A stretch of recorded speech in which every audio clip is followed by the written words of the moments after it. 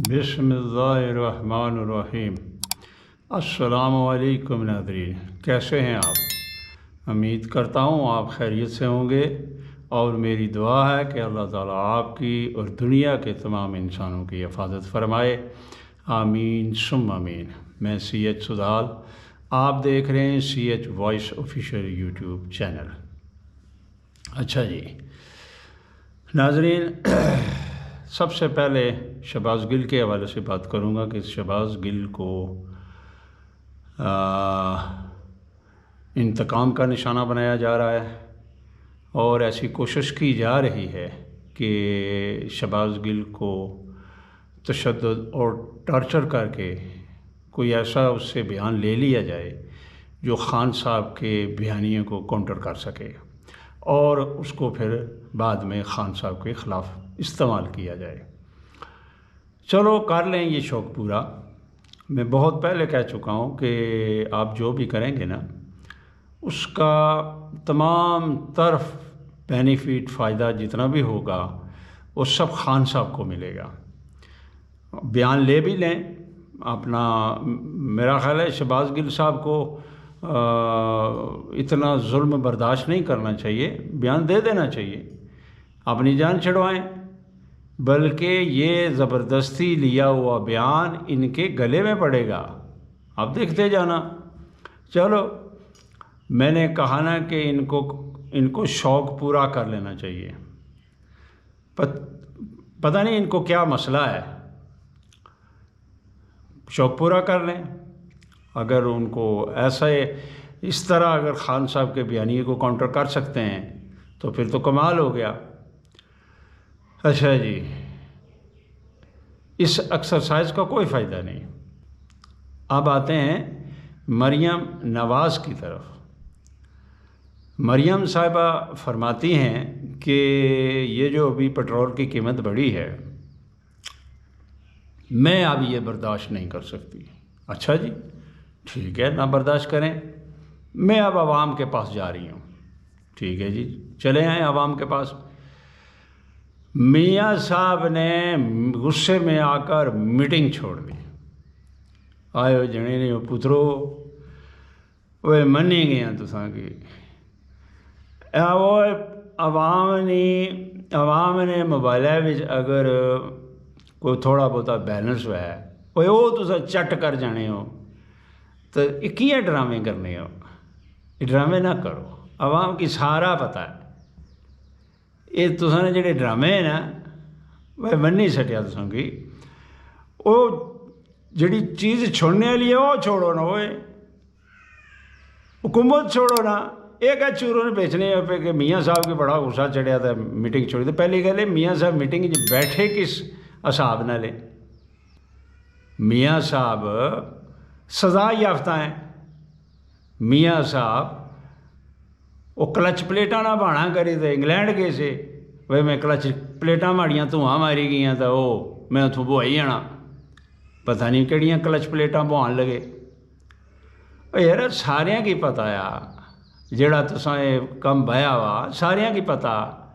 तो फिर तुसा कूड़ मारने हो तो आखने हो भाई ऐसा पता नहीं आवाम फिर जी है तुसा ना चूरन खरीदनी पैसी नहीं खरीदनी। तुसा इस तरह करो, हुकूमत छोड़ो, यकीन करो कि आवाम ने दिलाई तुसा नहीं इज्जत हुई जैसी है। वो डॉलर की ज़्यादा करके उसको कीमत बढ़ाकर 240 पर ले जाकर पैसे कमाकर पेट्रोल की कीमतें बढ़ाकर उसमें से मार दाड़ करके फिर कहते हो जी कि मियाँ साहब को बड़ा गुस्सा चढ़ गया और मरियम जो है वो पब्लिक में जा रही है। ये गुड कॉप बैड कॉप, ये खेलना आप बंद करें। अवाम अब इन बातों पे ध्यान देने वाली नहीं है। जो करने वाली बात थी उसके तो आप चिमटे हुए हैं उसके साथ।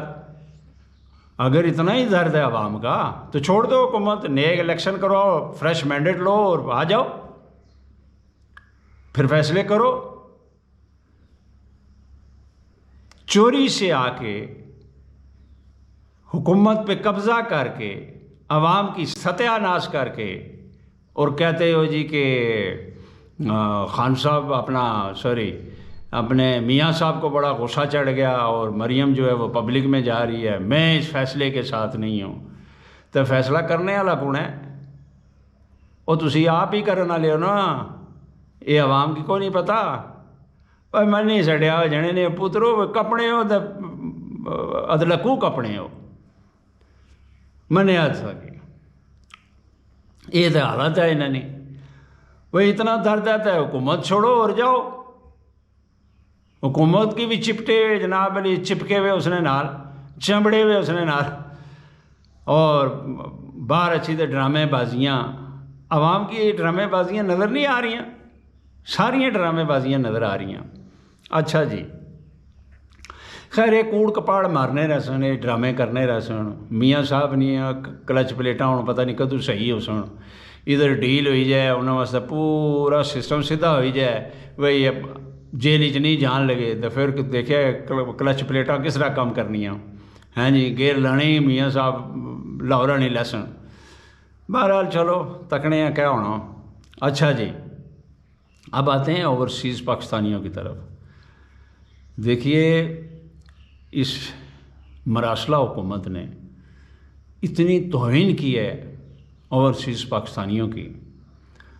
دیکھیے ہم لوگ یہاں پاکستان میں رہتے ہیں نا، تو اوورسیز پاکستانی جو وہاں پہ پتہ نہیں کس طرح پیسے کماتے ہیں۔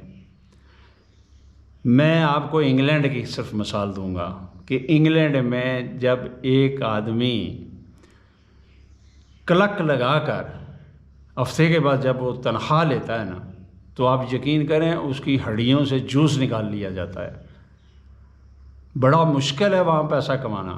یہاں تو پھر بندہ آگے پیچھے ہو جاتا ہے، چھٹی لے لیتا ہے، بیمار ہو جاتا ہے۔ وہاں ایسی بات نہیں ہے، وہاں آپ نے ڈیوٹی دینی ہے، ہر صورت دینی ہے۔ کلک لگائیں گے تو پیسے ملیں گے، کھانا ملے گا۔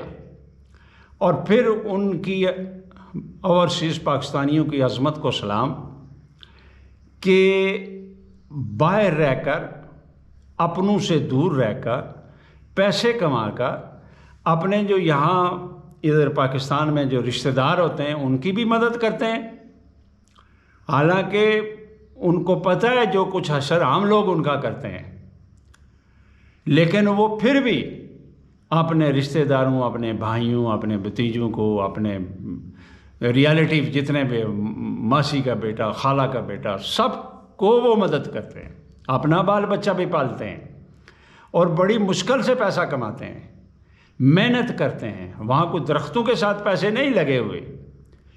انگریز اتنا پاگل نہیں ہے کہ یہ وہاں یہ جیسے ہی پہنچیں گے وہ ان کو پاؤنڈ پکڑانے شروع کر دیں گے۔ وہاں وہ ٹکا کے کام لیتے ہیں اور پھر جا کر ان کو ہفتے کے بعد تنخواہ ملتی ہے۔ یہاں تو بندہ 100 ہیرا پھیریاں کر لیتا ہے پاکستان میں، وہاں یہ ہیرا پھیری بھی نہیں کر سکتا۔ وہاں مسٹ ہے کہ آپ نے اپنی ڈیوٹی کرنی ہے اور ہر صورت کرنی ہے، چاہے آپ بیمار ہیں چاہے آپ صحیح ہیں۔ ہاں بہت زیادہ اگر مشکل ہے ان کے لیے، زیادہ بیمار ہیں تو پھر چھٹی بھی مل جاتی ہے، لیکن چھوٹا موٹا بہانہ وہاں نہیں چلتا، وہاں پہ کام کرنا پڑتا ہے، کام کر کے پیسہ کمایا جاتا ہے۔ میرا ایک چچا زاد بھائی ہے، اور بھی تیازاد چچا زاد وہاں پہ ہیں، میں دیکھتا ہوں کہ وہ کتنی محنت کرتے ہیں، کتنی مشکل سے پیسے کماتے ہیں، اور پھر واپس یہاں پاکستان میں جو ہم جیسے لوگ ہیں ان کی مدد بھی کرتے ہیں۔ اسی طرح سارے وہاں ایسے ہی ہیں، اور مجھے اتنا دکھ اور تکلیف ہے اب اس مراسلہ حکومت پہ کہ ان کو فارن فنڈنگ کہتے ہیں۔ یہ ان کا پیسہ قبول ہے، بجٹ کے لیے قبول ہے، لیکن اگر وہ پی ٹی آئی کو چندہ دیتے ہیں تو پھر وہ فارن فنڈنگ ہو جاتی ہے۔ اس چیز سے ان کو شرم آنی چاہیے تھی، اس بے حیا الیکشن کمیشن کو حیا آنا چاہیے تھا۔ یہ کیسے ورڈز استعمال کیے اس نے اوورسیز پاکستانیوں کے لیے، لہٰذا میں اس کی پرزور مذمت کرتا ہوں کہ یہ الفاظ الیکشن کمیشن واپس لے اور اوورسیز پاکستانیوں سے معافی مانگے۔ کیوں؟ میں دیکھتا ہوں یہاں پہ حلقہ L11 ڈڈیال، ضلع میرپور، ضلع کوٹلی، بھمبر، میں دیکھ رہا ہوں یہاں پہ، میں رہ رہا ہوں یہاں پہ، میں دیکھتا ہوں کہ ان کے پیسے آتے ہیں، وہاں سے ان کے پیسے آتے ہیں، اوورسیز پاکستانیوں کے انگلینڈ سے، فرانس سے، جرمنی سے، امریکہ سے اور آسٹریلیا سے، اسپین سے، پرتگال سے وہ پیسے بھجواتے ہیں، مڈل ایسٹ سے، تو ہمارا بجٹ شو ہوتا ہے۔ پھر وہ جب پاکستان آتے ہیں تو یہاں آ کے خرید و فروخت کرتے ہیں، ہم جیسے مزدور لوگوں کا بھی فائدہ ہوتا ہے۔ لہٰذا الیکشن کمیشن کو اس پہ معافی مانگنی چاہیے اور فی الفور اوورسیز پاکستانیوں کا ووٹ کا حق دینا چاہیے اور ان کو الیکشن لڑنے کا بھی حق دینا چاہیے، کیونکہ ملک پاکستان کو چلانے والے وہ ہیں، اس لیے ان کے ساتھ یہ زیادتی بالکل ناقابل قبول ہے، بالکل ہم اس کو قبول نہیں کرتے۔ لہٰذا تمام پاکستانیوں کو اس الیکشن کمیشن کے اس ایکٹ کو یا اس عمل کو، الیکشن کمیشن کے اس عمل کو کنڈیم کرے اور مذمت کرے۔ اچھا جی، اب آتے ہیں خان صاحب کی طرف۔ خان صاحب کے خلاف بہت سی پلاننگز ہو رہی ہیں اور ان کو ایگزیکیوٹ کرنا وہ مجھے مشکل نظر آ رہا ہے۔ پلاننگ ہو رہی ہے، میں نے آپ کو بہت پہلے بھی کہہ دیا تھا۔ دیکھیے، جب خان صاحب کی حکومت تھی نا، آج سے 1.5 سال پہلے، تو میں جب ایک مکمل ریسرچ کر کے ایک نتیجے پہ پہنچا کہ خان صاحب کی آیا حکومت ان 5 سال کے بعد دوبارہ آئے گی، تو اس میں نظر یہ آ رہا تھا کہ بیچ میں خان صاحب کو رکاوٹ آئے گی، حکومت ختم ہو جائے گی، لیکن آگے پھر خان صاحب کی 8 سال کی حکومت ہے۔ تو میں بڑا پریشان تھا کہ جس طرح کی حالات ہے، مہنگائی ہے، عوام مایوس ہے، یہ کیسے ہوگا؟ لیکن دیکھیے نا، جو اللہ کا منصوبہ ہوتا ہے نا، جو میرا اللہ منصوبہ بنا کر بیٹھا ہوا ہوتا ہے، وہ اسی منصوبے نے ایگزیکیوٹ ہونا ہوتا ہے۔ باقی کوئی منصوبہ جو ہم بناتے ہیں یا مراسلہ حکومت بناتی ہے یا اور کوئی منصوبہ بناتا ہے، تو وہ منصوبہ اگر حق اور سچ پہ مبنی ہے تو وہ تو ایگزیکیوٹ ہو جائے گا۔ لیکن اگر منصوبہ یہ ہے کہ دور حاضر میں ایک ہی نبی کا سچا عاشق ہے جو کہ بالکل سینہ تان کر کہتا ہے کہ ہاں میں ہوں نبی کریم صلی اللہ علیہ وسلم کا غلام سپاہی، اور سینہ تان کر کشمیریوں کا مقدمہ لڑتا ہے۔ اچھا، میں یہ بات کروں گا، لیکن ایک بیچ میں مجھے بات یاد آ گئی کہ ابھی پچھلے دنوں میں ایک ہڑتال ہوئی ہے آزاد کشمیر میں کہ حکومت کے کچھ ایسے اقدامات، مراسلہ حکومت کے کچھ ایسے اقدامات ہیں، ایسی کوئی ترمیم کرنے جا رہی ہے جس سے بالکل کشمیری قبول نہیں کریں گے، بالکل کشمیری قبول نہیں کریں گے، رد کرتے ہیں، نامنظور کرتے ہیں، اور اس آگ سے مت کھیلا جائے، بالکل یہ بےہودہ حرکت نہیں کرنی ہے۔ کشمیری اور پاکستانی بیٹھ کر فیصلہ کریں گے کہ کیسے چلنا ہے۔ کوئی ڈرائنگ روم میں بیٹھ کر ایسی ایکسرسائز کے نہایت خطرناک نتائج سامنے آئیں گے۔ ہم نے آج تک ہندوستان کو قبول نہیں کیا، کتنا عرصہ ہو گیا، ظلم برداشت کر رہے ہیں، جوان بچیوں کے ریپ برداشت کر رہے ہیں، قتل عام کو برداشت کر رہے ہیں، لاک ڈاؤن کو برداشت کر رہے ہیں۔ یہ کس لیے کر رہے ہیں کہ ڈرائنگ روم میں بیٹھ کر ہمارے فیصلے کر دیے جائیں؟ نو، ایسا نہیں ہوگا، اور نہ یہ قابل قبول ہے، کسی صورت قبول نہیں ہے۔ پاکستانی کشمیری بیٹھیں گے، انڈیا کے پاس جو ٹکڑا ہے اس کو پہلے آزاد کروایا جائے گا، پھر پاکستانی اور کشمیری بیٹھیں گے، پھر ایک ایگریمنٹ پہ سائن کریں گے بیٹھ کر، ہماری کشمیری لیڈرشپ اور پاکستانی جو حقیقی لیڈرشپ ہے، جو عوام کی لیڈرشپ ہے، یہ ڈرائنگ روم والی نہیں، وہ بیٹھ کر طے کریں گے کہ کیسے چلنا ہے آگے۔ یہ تو بات سچ ہے کہ پاکستانی اور کشمیریوں کا ایک اللہ، ایک دین، ایک رسول، ایک نبی، اور بہت سے ہمارے ان کے ساتھ مذہبی اور بے شمار ان کے ساتھ ہمارے رشتے ہیں، جو کہ بڑے دیر پا رشتے ہیں۔ لہذا یہ صرف حق کشمیریوں اور پاکستانی عوام کو ہے کہ کیسے آگے بیٹھ کر طے کرنا ہے کہ کیسے چلنا ہے آگے۔ اچھا جی، یہ کسی کو کوئی شک نہیں ہونا چاہیے، یہ جمع تفریق بند کی جائے۔ اچھا جی، خان صاحب کے حوالے سے میں بات کر رہا تھا۔ خان صاحب کے خلاف بہت سی باتیں ہو رہی ہیں،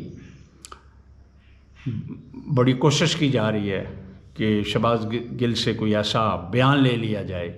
لے لو بیان، شہباز گل سے لے لو، پارٹی کو 3-4 حصے کر دو، بلکہ میں کہتا ہوں جلدی کرو، کیونکہ جتنا آپ جلدی کریں گے اتنا خان اقتدار کے بالکل اقتدار پہ اوپر پہنچ جائے گا۔ اس چیز کا کوئی فائدہ نہیں، نہ مراسلہ حکومت کو، نہ ان کے جو ان کی مدد کرنے والے ہیں۔ میں ان کو کہہ دینا چاہتا ہوں کہ آپ اس ایکسرسائز میں مت پڑیں، دوسرے کی غلطیاں اپنے کاندھے پہ مت لائیں۔ آپ ان کو جانتے بھی ہیں یہ کس ٹائپ کے لوگ ہیں۔ انہوں نے کل آپ ہی کے خلاف چھریاں کانٹے لے کر کھڑے ہو جانا ہے اور آپ کی توہین کرنی شروع کر دینی ہے اور آپ کو دیوار کے ساتھ لگانا شروع کر دینا ہے، اور یہی ایجنڈا بیرونی ملکوں کا ہے، امریکہ کا ہے، اسرائیل کا ہے، اپنے ہندوستان کا ہے، بلکہ پوری مغربی دنیا کا ہے، کہ کسی نہ کسی طریقے دیکھیں نا، آپ دیکھتے نہیں واردات ان کی دیکھو کیسی ہے، ISI اور آرمی چیف کو یہ ٹارگٹ کریں گے۔ یہ ایجنڈا کس کا ہے؟ یہ ایجنڈا صرف بیرونی ملکوں کا ہے، امریکہ، اسرائیل، انڈیا، ان کا ایجنڈا ہے۔ تو پھر آپ ان پہ اعتماد کرتے ہیں، پھر جب یہ آپ کے ساتھ ہاتھ کریں گے پھر آپ کو بڑی پریشانی ہوگی، کیونکہ ہاتھ تو یہ آپ کے ساتھ کریں گے۔ اس لیے ایسا آپ بالکل ان کی باتوں پہ نہ جائیں۔ اچھا جی، خان صاحب کو صرف ایک میں اور مشورہ دوں گا کہ خان صاحب یہ بہت کوشش کریں گے آپ کو گرانے کی۔ میرا اللہ آپ کے ساتھ ہے، آپ سچے انسان ہیں، ایماندار ہیں، مخلص ہیں، آپ کو فتح ہی فتح ہے۔ یہ جتنا مرضی آپ کو نائل کروا لیں، جتنا مرضی آپ کو یہ توشہ خانہ میں پھنسا لیں، آپ کو جیل میں ڈال دیں، ایسی چیزیں آگے ہوں گی، ایسے ایسے کام ہوں گے کہ آپ حیران و پریشان رہ جائیں گے کہ یہ کر کیا رہے ہیں۔ تو اس حوالے سے فکر والی بات نہیں ہے، کوشش کریں کہ جس طرح آپ ایک تحمل سے چل رہے ہیں ایسے ہی چلتے جائیں، اور انشاءاللہ تعالیٰ یہ پاکستانی عوام اور سب سے بڑھ کر میرا اللہ آپ کو اقتدار میں دوبارہ لائے گا۔ تحریک عدم اعتماد جب آ رہی تھی تو پیش بھی ہو گئی، تو وہاں پہ مجھے ریسرچ کے بعد یہ پتہ چلا، مجھے محسوس ہوا کہ تحریک عدم اعتماد اڑ جائے گی، لیکن پھر میں سوچتا تھا کیسے اڑے گی۔ پھر یہ بھی لگ رہا تھا کہ خان صاحب کی حکومت چلی جائے گی، بھئی یہ کیسے ہوگا، تحریک عدم اعتماد بھی اڑ جائے گی اور پھر خان صاحب کی حکومت بھی چلی جائے گی۔ اس وقت یہ سمجھ نہیں آ رہی تھی، لیکن ایسا لگ رہا تھا۔ جو اپنے چند پامسٹ ہیں حساب کتاب والے، ان کی مثلا اسٹالجر ہیں اپنے سامیہ خان ہیں، اپنا غنی جاوید صاحب ہیں، اور ایک اور ہیں میں ان کا بھی نام بھول گیا ہوں۔ اچھا، ان کی باتوں سے مجھے جو پتہ چلتا تھا وہ یہ چلتا تھا کہ عدم اعتماد جو ہے وہ اڑ جائے گی، لیکن خان صاحب کی حکومت چلی جائے گی۔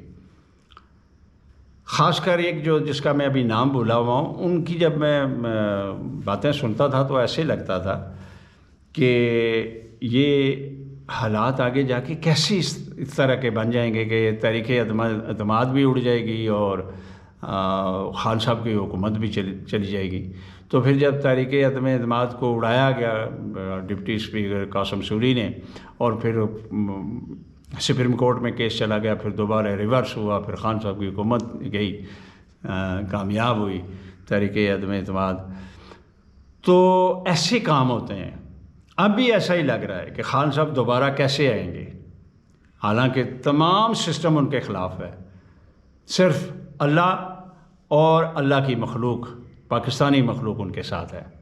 تو میرا خیال ہے یہی سب سے بڑا خان صاحب کو ایڈوانٹیج ہے کہ خان صاحب دوبارہ حکومت میں آ جائیں گے. تو وہ حکومت بھی ایسے لگ رہا ہے مجھے, اس طرح یعنی کہ حالات ایسے لگ رہے ہیں آگے کہ 8 سال تک ان کی حکومت رہے گی اور پاکستان بہت ترقی کرے گا اور پاکستان بہت آگے جائے گا. تو اس حوالے سے آج کے لیے اتنا ہی. اجازت چاہتا ہوں. میری ویڈیو لائک کریں, نئے آنے والے میرے چینل کو سبسکرائب کریں اور بیل آئیکن کو ضرور دبائیں, اور دوستوں کے ساتھ زیادہ سے زیادہ شیئر کیا کریں, سوشل میڈیا پہ شیئر کیا کریں. اجازت چاہتا ہوں. خدا حافظ.